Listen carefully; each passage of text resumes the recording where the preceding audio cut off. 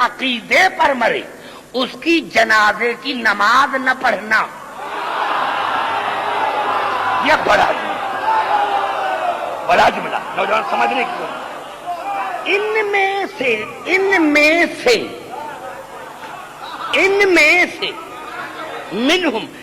میں سے جو بھی اس عقیدے پر مرے اس کی جنازے کی نماز نہ پڑھنا، ولا تقم علی قبر، اور اس عقیدے پر جو بھی مرے اس کی قبر پر جا کر دعائے مغفرت نہ مانگنا۔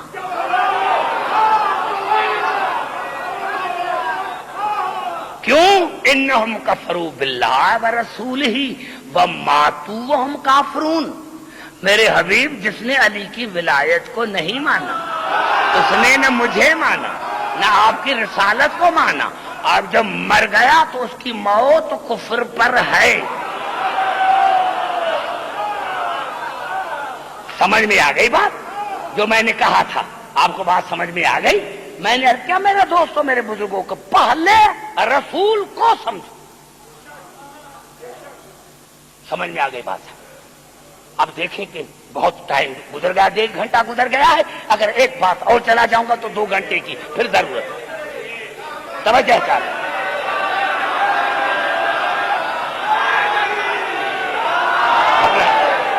گھبرائیں نہیں۔ سمجھ میں آ گئی بات؟ پوری توجہ، گھبرائے نہیں میرے عرض۔ میں نے یہی عرض کیا تھا کہ اگر قرآن میں آیتیں نہ ہوتی، اب ایک آیت پڑھتا ہوں اور یہ وہ آیت ہے کہ جس کی تفسیر میں بھی اختلاف، قرآن حکیم کی یہ واحد آیت ہے جس پر تمام مسلمان بھائی متفق ہیں۔ گھبرا تو نہیں گے میرے بھائی؟ توجہ پوری توجہ۔ میں نے کیا کہ قرآن حکیم کی یہ واحد آیت ہے، یہ واحد آیت ہے، قرآن حکیم کی یہ واحد آیت ہے جس کی تفسیر میں بھی کسی مسلمان کو اختلاف نہیں ہے، اور وہ آیت ہے آیت مباہلہ۔ وہ آیت ہے آیت مباہلہ، وہ ہے آیت مباہلہ۔ اور قبلہ الفاظ کیا ہیں قرآن کے؟ اب آئیے توجہ، جہاں جہاں آواز آ رہی ہے جو میں نے عرض کیا جس پر میری گفتگو ہو رہی ہے، کیا ہے آواز؟ فمن حاجک فی من بعد ما جاءک من العلم۔ میرے حبیب العلم کے بعد، العلم کے بعد، قرآن کے بعد، قرآن کے بعد اگر یہ نصرانی تم سے دلیل مانگتے ہیں قرآن کے بعد، قرآن کے بعد، بڑا جی، قرآن کے بعد، قرآن کے بعد، فمن حاجک فیہ من بعد ما جاءک من العلم۔ قرآن کے بعد، قرآن کے بعد اگر اس نصرانی تم سے دلیل مانگتے ہیں، قرآن کے بعد 3 دن رسول قرآن پڑھتا رہا، 3 دن رسول قرآن پڑھتا رہا کہ عیسیٰ اللہ کا بیٹا نہیں ہے۔ ان مثل عیسیٰ عند اللہ کا مثل آدم خلقہ من تراب۔ جناب عیسیٰ کی مثال آدم جیسی ہے جس کو اللہ نے مٹی سے بنایا تھا۔ 3 دن رسول قرآن پڑھتا رہا، اور آیت نے کیا پتا جو پوری صحیح پوری آیت، میں آدھی آیت نہیں پڑھتا، پوری آیت، فمن حاجک فیہ من بعد ما جاءک من العلم۔ میرے حبیب اگر قرآن کے بعد اگر تم سے کوئی دلیل مانگتی ہیں تو فقل تعالوا ندع ابنانا وابناءکم ونساءنا ونساءکم وانفسنا وانفسکم ثم نبتہل فنجعل لعنۃ اللہ علی الکاذبین۔ تو تم ان کو کہہ دو 3 دن قرآن پڑھا، کہا قرآن پڑھنے کے بعد بھی نہیں مانتے تو ان کو کہا دو تم اپنے بیٹے لے کر آؤ، ہم اپنے بیٹے، تم اپنی نساء ہم اپنی نساء، تم اپنے نفوس ہم اپنے نفوس، اور پھر ان کو پیش کرتے ہیں اللہ کی بارگاہ میں، اور جو اللہ کی بارگاہ میں جھوٹا نکلے اس پر اللہ کی لعنت۔ 3 دن رسول قرآن پڑھتا رہا، اور اللہ اگر آیت نازل نہ کرتا تو سارے مسلمان میرے گریبان پکڑتے کہ عبدالحکیم تم نے یہ کیا کہہ دیا، لیکن اللہ نے کہا کہ قرآن کے بعد اگر یہ تم سے دلیل مانگتے ہیں تو ان کو کہہ دو کہ تم اپنے بیٹے ہم اپنے بیٹے، تم اپنی نساء ہم اپنی نساء، تم اپنے نفوس تم اور ہم اپنے نفوس۔ قرآن کے بعد ارے رسول 3 دن قرآن پڑھتا رہا، نصرانیوں نے نہیں مانا، تو پھر بھی تمہیں سمجھ میں نہیں آیا کہ جب قرآن رسول کے لیے کافی نہیں،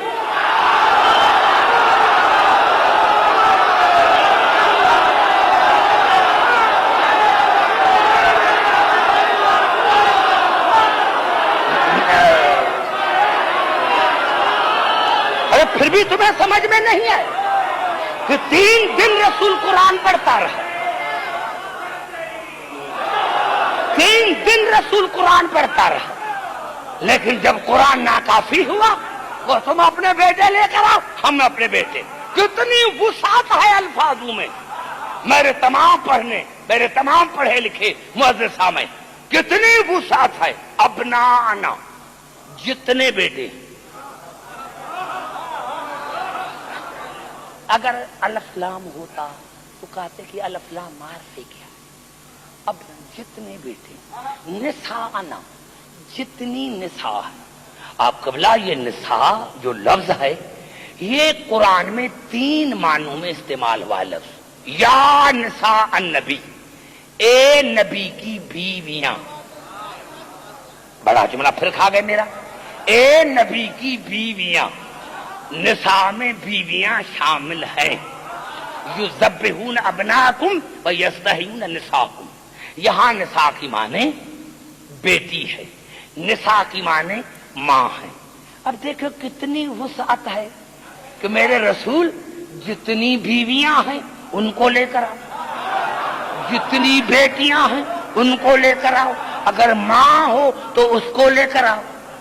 اور 73 فرقے ہیں کہ رسول صرف اور صرف، اور جس وقت یہ مباہلہ ہوا تو رسول کی کم از کم 9 بیویاں زندہ تھیں، 9 بیویاں،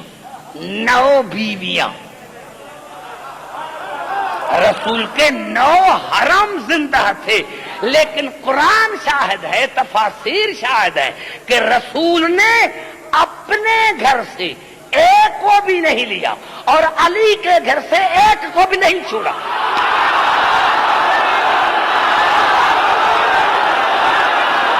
شاید گھبرا گئے میرے بھائی، سمجھ میں نہیں آ رہی ہے بات جو میرے سامنے بیٹھے؟ سمجھو میرے بھائی، میں نہ بولنے والوں کو آگے نہیں بٹھاتا، میں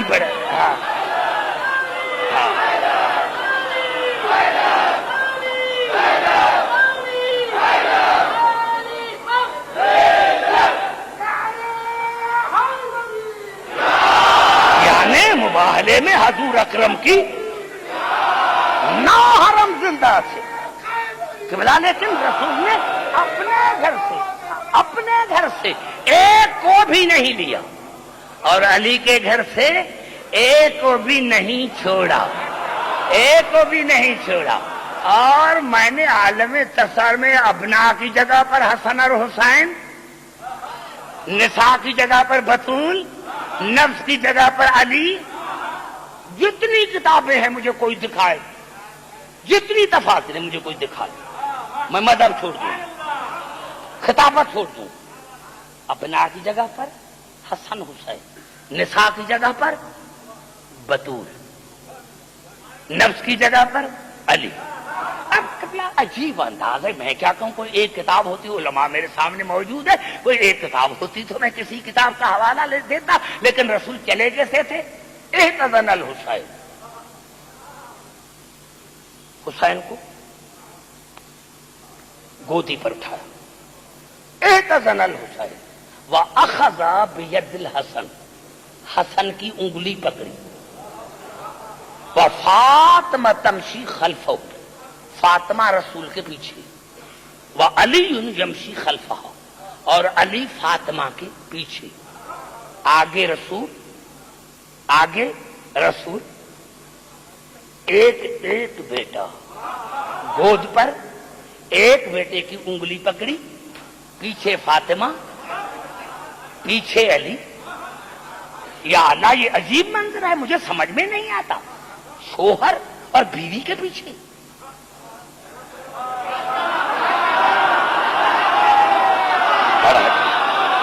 یا اللہ، یا اللہ، یہ کیا ہے؟ آگے آگے رسول، پیچھے بطول، پیچھے علی۔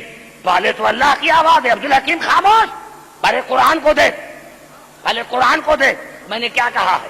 فَقُلْ تَعَالَوْا نَدْعُ أَبْنَاءَنَا وَأَبْنَاءَكُمْ، پہلے بیٹے ہیں تو رسول نے بیٹے کو آگے کیا ہے، وَالنِّسَاءَنَا، پھر بیٹی کا ذکر ہے، اسی لیے میں نے بطول کو پیچھے کیا ہے، وَأَنفُسَنَا، آخر میں نفس کا ذکر ہے، اسی لیے میں نے علی کو پیچھے کیا ہے، تاکہ آج میں دنیا کو بتلاؤں کہ اہل بیت وہ ہوتے ہیں کہ جہاں جن کے قرآن صامت میں اور قرآن ناطق میں کوئی فرق نہ ہو۔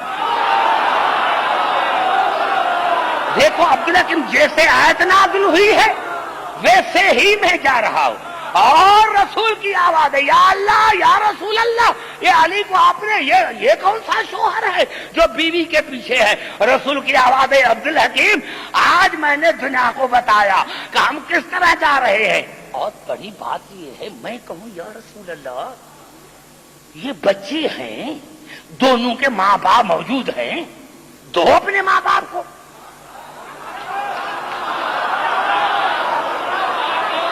تو اپنے ماں باپ کو، یہ بچے ہیں، بچے ہیں، ماں بھی موجود ہے، باپ بھی موجود ہے، دو باپ کو دو بچہ، دو بیٹی کو دو بچہ، کیا آپ نے دونوں بچوں کو ایک کو گود پر اٹھایا، دوسری کو انگلی میں؟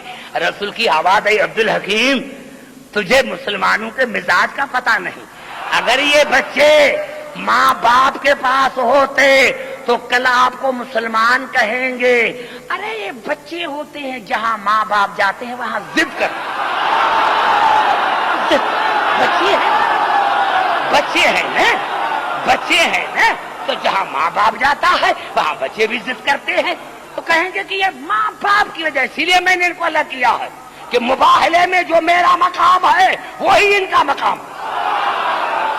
بڑا جملہ ہے یہ، جو میرا مقام ہے وہ ان بچوں کا مقام ہے، مباہلے میں جو میرا مقام ہے وہی بطول کا مقام ہے، وہی علی کا مقام ہے۔ اور اسی طرح میں نے آگے ہو کر بطول کو درمیان میں لا کر، علی کو پیچھے لا کر عالم انسانیت کو بتایا کہ جب دنیا آگے سے دیکھے تو اس کی نظر نبوت پر پڑے، اور جب پیچھے سے دیکھے تو امامت پر پڑے۔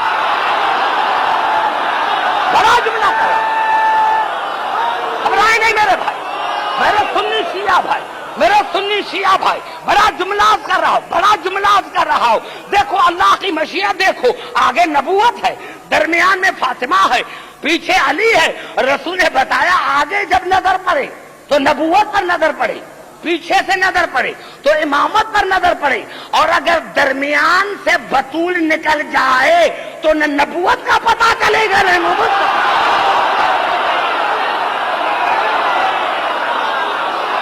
نعرہ حیدری،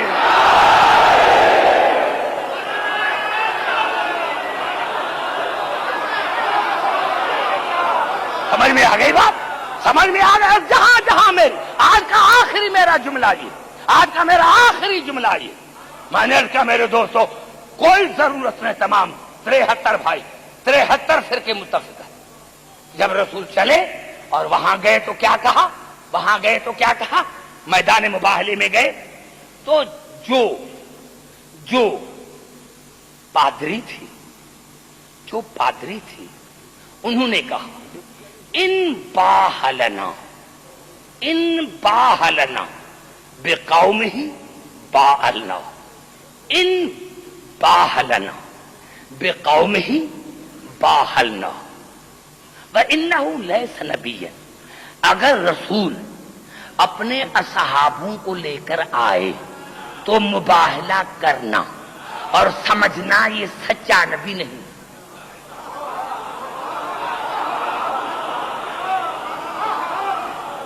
ہزاروں کے تعداد میں بیٹھے ہوئے، اتنا بڑا مجمع. میں نے کیا لفظ ہے؟ ان باہلنا بقومہ باہلنا فإنہ لیس نبیا. کتنا بڑا جملہ ہے جو قیامت تک کام آئے. ہر دور میں یہ جملہ کام آئے گا. اگر محمد اصحاب کو لے کر آئے، قوم کو لے کر آئے، تو مباہلہ کرنا اور سمجھنا کہ یہ سچا نبی نہیں ہے. وَإِن بَاهَلَنَا بِأَهْلِ بَيْتِ خَاصَةً فَلَانْ بَاهِلْ فَإِنَّهُ لَا يَقْدُمُ إِلَىٰ أَهْلِ بَيْتِهِ إِلَّا وَهُوَ صَادِقٌ.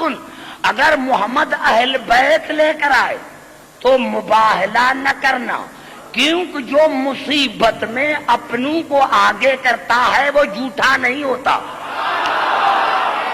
اس سے بڑھ کر میرے پاس تو اب سارے آپ جو ہیں، میں نے کیا کہ اہل زبان بھی ہے، اور میں نے کیا کہ اتنے جدی پشتی مومن بھی ہے. میں نے کیا کہ کتنا بڑا جملہ ہے پادری کا کہ اگر محمد قوم کو لے کر آئے تو مباہلہ کرنا، سمجھنا کہ سچا نبی نہیں ہے. اور اگر اہل بیت کو لے کر آئے تو مباہلہ نہ کرنا، سمجھنا کیونکہ جو مصیبت میں اپنوں کو آگے کرتا ہے، جو مصیبت میں اہل بیت کو آگے کرتا ہے وہ سچا ہوتا ہے، جھوٹا نہیں. میں حیران ہوں جب یہ آئے تو دیکھا کہ ان سے مباہلہ نہ کرنا. میں ایسے چہرے دیکھ رہا ہوں، میں حیران ہوا، یا اللہ یہ ہیں تو پادری، لیکن ان کو بھی اتنی عقل ہے کہ اہل بیت کون ہے، اصحاب کون ہے. اور 1400 برس گزرنے کے بعد بھی مسلمانوں کو تعصب میں یہ سمجھ میں نہیں آیا کہ اہل بیت کون ہے، صحاب کون ہے. اور جب رسول پہنچے تو یہ تمام مسلمان بھائیوں کے کتابوں میں حضور اکرم نے کیا فرمایا؟ یا علیو، یا فاطمہ، یا حسن، یا حسین، فیضا انا دعوت فامنو. اے علی، اے فاطمہ، اے حسن، اے حسین، جب میں رسول دعا مانگوں تو تم آمین کہنا، اسی لیے کہ آج میں اپنی دعا میں تمہیں وسیلہ بنا رہا ہوں. پوری توجہ میرے مسلمان بھائی، یہ عجیب جملہ ہے. اے علی، اے علی، اے حسن، اے فاطمہ، اے حسن اور حسین، جب میں رسول دعا مانگوں تو تم آمین کہنا، کیونکہ میں اپنی دعا میں تمہیں وسیلہ بنا رہا ہوں. ارے میرا آج بھی عقیدہ ہے اگر رسول ارادہ کرتا تو ایک نصرانی زمین پر نہ رہتا، نصرانیوں کی بھیٹ ختم ہو جاتی. لیکن آج رسول نے تمہیں سمجھایا کہ جب تک میں رسول ان کو وسیلہ نہیں بناتا میری دعا مستجاب نہیں ہوتی. ارے ابھی جو پوری دنیا میں مسلمان پوری دنیا میں جو ذلیل ہو رہے ہیں، یہ اسی لیے ذلیل ہو رہے ہیں کہ اللہ نے کہا کہ میں تو رسول کی بھی دعا مستجاب نہیں کرتا جب تک علی کو، فاطمہ اور حسن حسین کو وسیلہ نہیں بناتے، تو میں تمہاری دعائیں کیسے مستجاب کروں؟ نعرہ حیدری.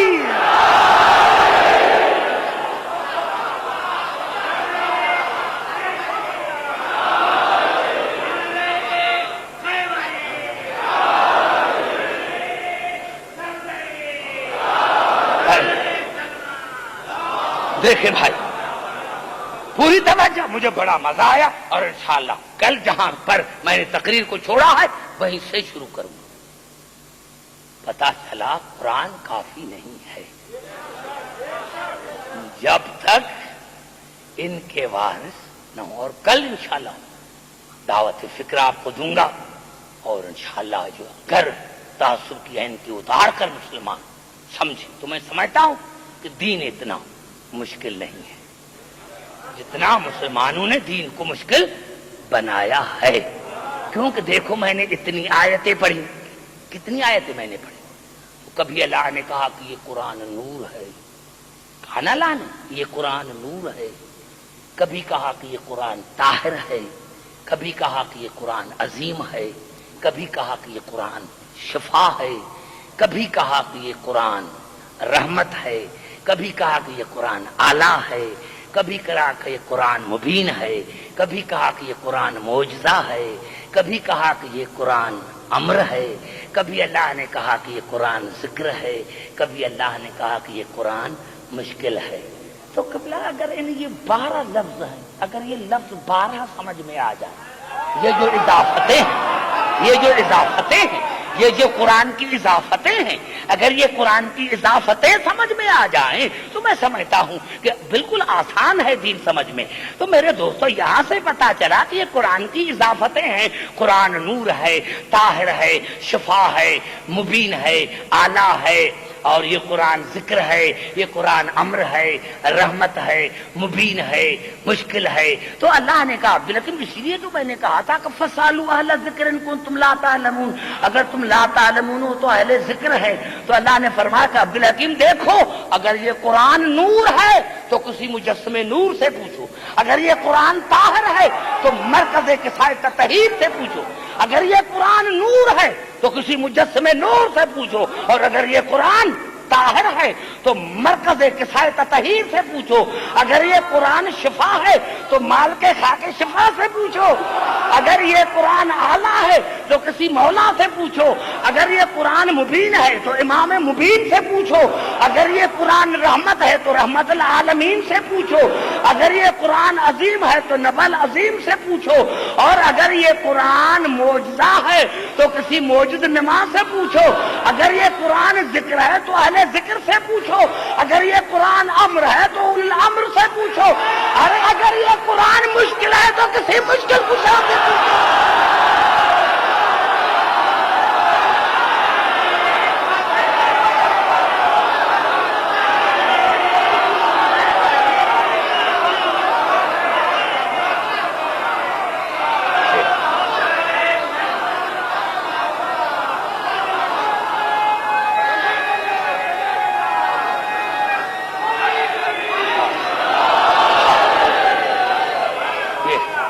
اتنی بڑی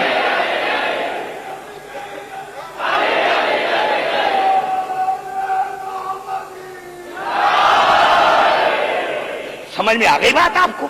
میں نے کیا میں نے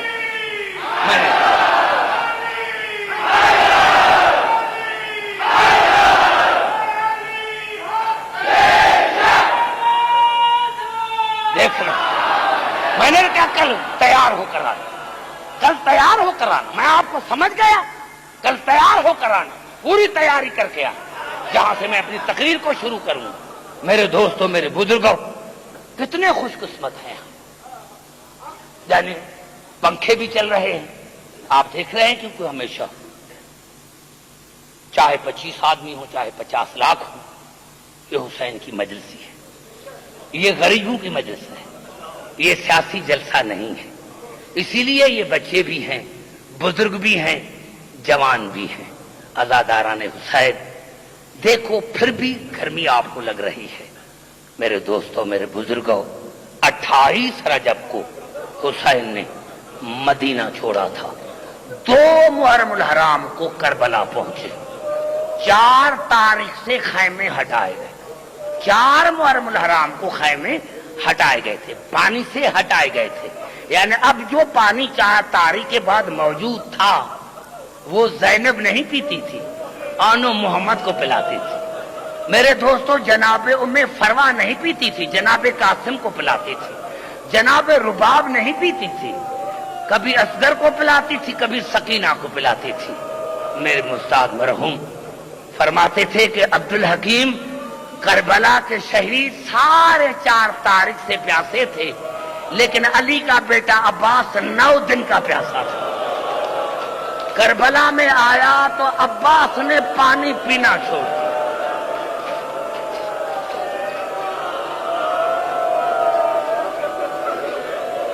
ہاں نوجوان، ہاں کربلا میں عباس آیا، ہر کربلا کا شہید 4 دن سے پیاسا تھا، 4 تاریخ سے پیاسا تھا، لیکن علی کا بیٹا عباس 9 دن کا پیاسا تھا۔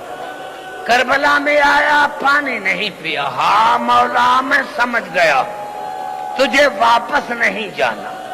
عزاداران حسین، مجھے ایک جملہ کہنے دو۔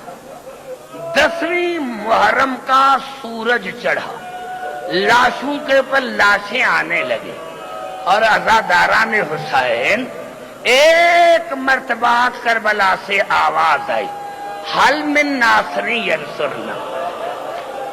آپ کو پتا ہوگا دو ہستیوں نے یہ غربت کا نعرہ لگایا، دو ہستیوں نے یہ غربت کا نعرہ لگایا۔ جنگ صفین میں میرے مولا علی نے یہ نعرہ لگایا تھا، لیکن جب جنگ صفین میں میرے مولا علی نے یہ نعرہ لگایا تھا تو 12,000 لشکر تھا، انہوں نے تلواریں نکالی۔ مولا آپ غربت کا نعرہ نہ لگائیں، پہلے ہمارے سروں کو قلم کریں پھر یہ نعرہ لگائیں۔ مولا علی تو بڑا خوش قسمت ہے کہ جب تم نے نعرہ لگایا تو آپ کے پاس 12,000 کا لشکر تھا، لیکن جب حسین نے نعرہ لگایا کوئی موجود نہیں تھا۔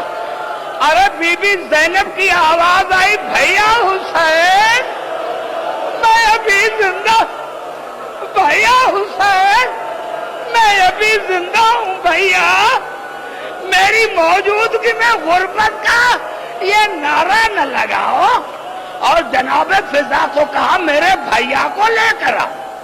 جناب حسین آیا، میرے دوستوں میرے بزرگوں بہنوں کو سلام کیا اور جناب سید سجاد کو الوداع کیا، گھوڑے کے قریب آئے۔ علامہ مجلسی علیہ رحمت نے لکھا کہ جب حسین گھوڑے کے قریب آیا دو ہستیاں حسین کے ساتھ تھیں، جناب زینب اور جناب سکینہ۔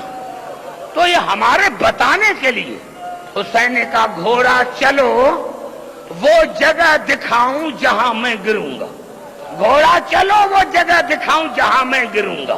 یہ ایک مرتبہ گھوڑے نے زبان حال میں کہا، آنکھوں سے پانی بہنا شروع ہو گیا اور گھوڑے کی آواز ہے، مولا وہ جگہ رات آپ کے ماں نے مجھے دکھائی۔ مولا رات گزر چکی تھی، ایک کالے برقے والی بی بی ہے، دونوں باہیں میرے گلے میں ڈال اور کہا گھوڑا مجھے جانتے ہو میں حسین کی ماں زہرا ہوں جس نے 3 مرتبہ اپنی چادر میں تجھے دانا کھلایا تھا، گھوڑا چلو وہ جگہ دکھاؤں جہاں میرا حسین گرے گا۔ حسین نے کہا پھر گھوڑا کیا ہوا؟ کہا مولا آپ کی ماں مجھے کربلا کے جھکی زمین پر لے کر آئے، مولا اگر امتحان نہ ہوتا تو قیامت آ جاتی۔ مولا جب آپ کی ماں اسی جگہ پر آئی تو سر سے چادر اتاری اور اس جگہ کو اپنے بالوں سے صاف کرنے لگی اور مجھے کہا گھوڑا میں نے حسین کو چکیاں پیس کر پالا ہے، گھوڑا میرے بیٹے کو آستہ اتارنا، کہیں میرے بیٹے کو پتھر نہ لگ جائے۔ عزاداران حسین کہیں میرے بیٹے کو پتھر نہ لگ جائے۔ عزاداران حسین یہ عجیب جملہ ہے۔ اب حسین گھوڑے پر سوار ہوئے، دروازے پر آئے، گھوڑا رکا اور جیسے گھوڑا رکا حسین گھوڑے سے اترے، دیکھا سکینہ گھوڑے کے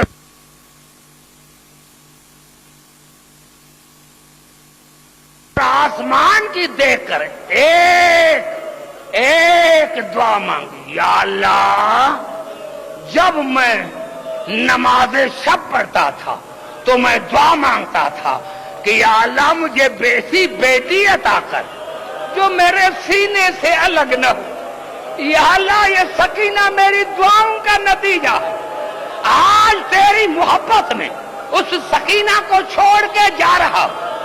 اور کہا سکینہ بیٹے جاؤ جاؤ، سکینہ بیٹے جاؤ۔ بیٹا سکینہ آج کے بعد بھیا سے ضد نہ کرنا، جہاں کہے وہاں سو جانا، جنگل میں کہے سو جانا، اور آج کے بعد اپنے امی کے ساتھ سونا۔ تو کہا بابا امی کے ساتھ تو بھیا اصغر سوتا ہے، میں تو آپ کے ساتھ سوتی ہوں۔ تو کہا بیٹا آج کے بعد قیامت تک اصغر میرے ساتھ سوئے گا، تم ماں کے ساتھ سونا۔ عزاداران حسین رب کعبہ کی قسم اور رب کعبہ کی قسم، کسی نے میرے دوستوں میرے بزرگوں یزید نے شمر سے پوچھا تھا، شمر تو نے جو حسین کو قتل کیا کیسے قتل کیا؟ کہا یزید میں بڑا ظالم ہوں، میں نے حسین کو بڑی بے دردی سے قتل کیا۔ یزید جب کوئی حسین کے پاس نہیں گیا تو عمر بن سعد نے مجھے کہا، اور جب میں گیا تو بطول کا بیٹا سجدے میں تھا۔ کہا جیسے میں نے خنجر نکالا میں نے دیکھا 4 سال کی بچی دوڑتی ہوئی ہے، اپنی گردن کو حسین کی گردن پر رکھا اور کہا شمر میں حسین کی بیٹی سکینہ ہوں، میں حسین کی بیٹی سکینہ ہوں۔ تو یزید نے کہا شمر پھر تو نے کیا کیا؟ کہا میں نے بچی کو کہا کہ بچی جاؤ ورنہ میں تمہیں بھیجوں گا۔ یزید نے کہا پھر تو نے کیا کیا؟ کہا جب میں نے بچی کو کہا کہ جاتی ہو یا میں تمہیں بھیجوں، تو بچی نے کہا یزید پہلے مجھے قتل کرو پھر میرے بابا کو قتل کرو۔ سادہ تو گئے، سادہ تو بس یہ کہنا تھا کہ پہلے مجھے قتل کرو پھر میرے بابا کو قتل کرو۔ یزید نے کہا شمر پھر تو نے کیا کیا؟ کہا میں نے بڑا ظلم کیا، میں نے 4 سال کی بچی کے بالوں میں ہاتھ ڈالا، اور قبلہ جو قبری میں ہے میں وہ نہیں بڑھوں گا کہ کہیں بطول ناراض نہ ہو جائے۔ تو کہا پھر کیا ہوا؟ کہا میں نے بچی کو جب بالوں میں ہاتھ ڈال کر اوپر کیا تو کہا کہ میں نے ایسے پھینکا کہ میں نے دیکھا کہ 3 مرتبہ سکینہ گر کر پھر اٹھی، گر کر پھر اٹھی، گر کر پھر اٹھی، اور کہا جو بچی کا بس نہ چلا تو کربلا کے میدان میں دوڑنے لگی، ہے کوئی میرے بابا کو بچانے والا؟ ہے کوئی میرے بابا کو بچانے والا؟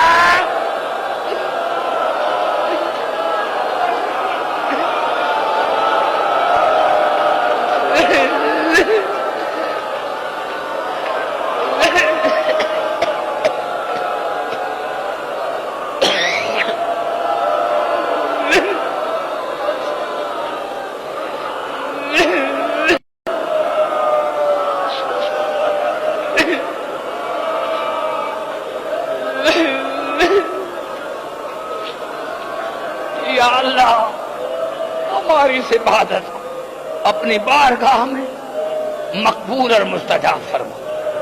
یا اللہ جو میرے سامنے بچے، بزرگ، نوجوان، ان کو بڑی زندگی عطا فرما۔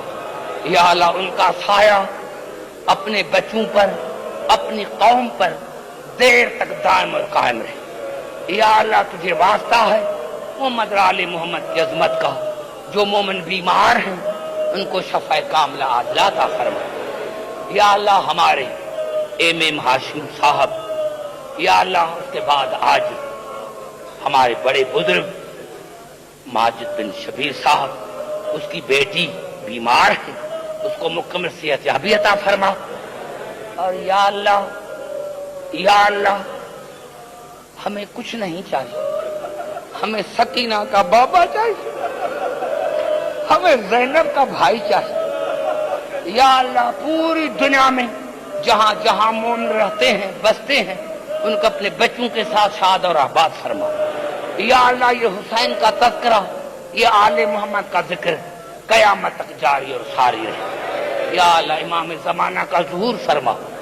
یا اللہ ملت جعفریہ کے دلوں میں ایک دوسرے کے لیے محبت پیدا کر۔ مسلمانوں میں ہمارے مسلمان بھائی جو ہیں ان کے دلوں میں محمد آل محمد کی محبت پیدا کر۔ یا اللہ ایک دوسرے کے ساتھ محبت کے ساتھ رہے۔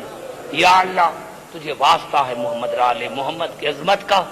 یا اللہ جن مومنین نے، خاص کر کے بھائی ہاشم سید علی رضا نے، یہ جناب سیدہ کے سلسلے میں یہ بڑا اتنا انتظام کیا، اپنے بچوں کے ساتھ شاد اور آباد فرما۔ یا اللہ میرے سامنے جتنے مومنین ہیں یا اللہ ان کو بڑی زندگی عطا فرما۔ یا اللہ علماء حق ذاکرین حضرات کو ہر شریر کے شر سے محفوظ رکھ۔ یا اللہ ہماری عبادت کو اپنی بارگاہ میں مقبول اور مستجاب فرما۔ ربنا تقبل منا انک انت السمیع العلیم۔ اللہم صلی علی محمد۔